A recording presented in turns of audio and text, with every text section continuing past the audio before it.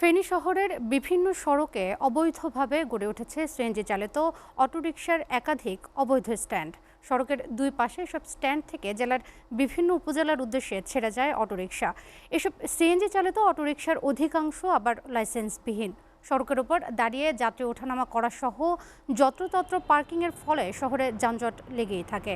এতে শহরমুখী মানুষের ভোগান্তি বাড়ছে। ফেনীতে অবৈধভাবে গড়ে ওঠা এসব সিএনজি চালিত অটোরিকশার একাধিক অবৈধ স্ট্যান্ডের আরও খবর জানাতে সরাসরি যুক্ত হচ্ছেন সহকর্মী জহিরুল হক মিলু। মিলু, এসব সিএনজি চালিত অটোরিকশার একাধিক অবৈধ স্ট্যান্ড গড়ে ওঠার বিষয়ে স্থানীয় প্রশাসন কি বলছেন, বিস্তারিত জানাবেন। যে কেন্দ্রীয় বাস টার্মিনালটি রয়েছে সেটি ব্যবহারের অনুপযোগী হয়ে পড়েছে। এর কারণে পুরো শহরে 15টির অধিক অবৈধ সিএনজি চালিত স্ট্যান্ড রয়েছে এবং এসব স্ট্যান্ডে শহরের থেকে উপজেলাগুলোতে এবং শহরতলি সিএনজি গুলো চলাচল করে এবং সরকারি আহ, ক্ষমতাসীন দলের ছত্রছায়ায় প্রভাবশালীরা এইসব স্ট্যান্ডের বসিয়ে রেখেছেন এবং এতে শহরে যানজট সৃষ্টি হয়েছে এবং এসব সিএনজি রাস্তার উপর অবস্থান করার কারণে সংকীর্ণ রাস্তায় সব সময় যানজট লেগে থাকে।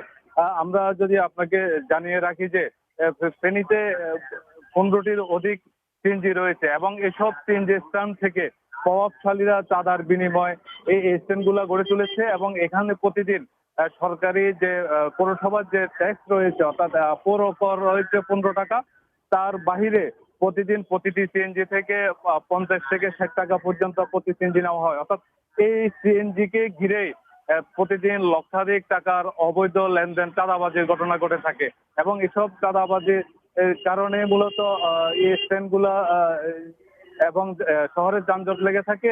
পুলিশ এবং প্রভাবশালী মহল এই বিষয়ে আসলে পৌরসভা কার্যকর কোনো ভূমিকা রাখতে ব্যর্থ হচ্ছেন। আমরা এই বিষয়ে ফেনী পৌরসভার মেয়রের সাথে কথা বলেছেন, তিনি জানিয়েছেন যে ফেনীতে পৌরসভা শুধুমাত্র 10 টাকা পৌর কর নেওয়া হয়, এর বাইরে কর নেওয়া কিংবা চাঁদা নেওয়ার বিষয়টি তিনি জানেন না। তিনি এই বিষয়ে খতিয়ে দেখবেন এবং অবৈধ যে স্ট্যান্ড গুলো রয়েছে সেটি তিনি সরিয়ে নেওয়ার জন্য ভূমিকা রাখবেন এবং এই জন্য তিনি ট্রাফিক পুলিশকে এবং আইন শৃঙ্খলা বাহিনীকে সহযোগিতা চাইবেন যাতে অবৈধ স্ট্যান্ড গুলো শহর থেকে সরানো যায় এবং এই স্ট্যান্ডের কারণে মূলত শহরে যানজট লেগে রয়েছেন এবং আমরা ট্রাফিক পুলিশের সাথে কথা বলেছি, তারা জানিয়েছে যে তাদের যে জনবল স্বল্পতার কারণে তারা মূলত এইসব স্ট্যান্ডের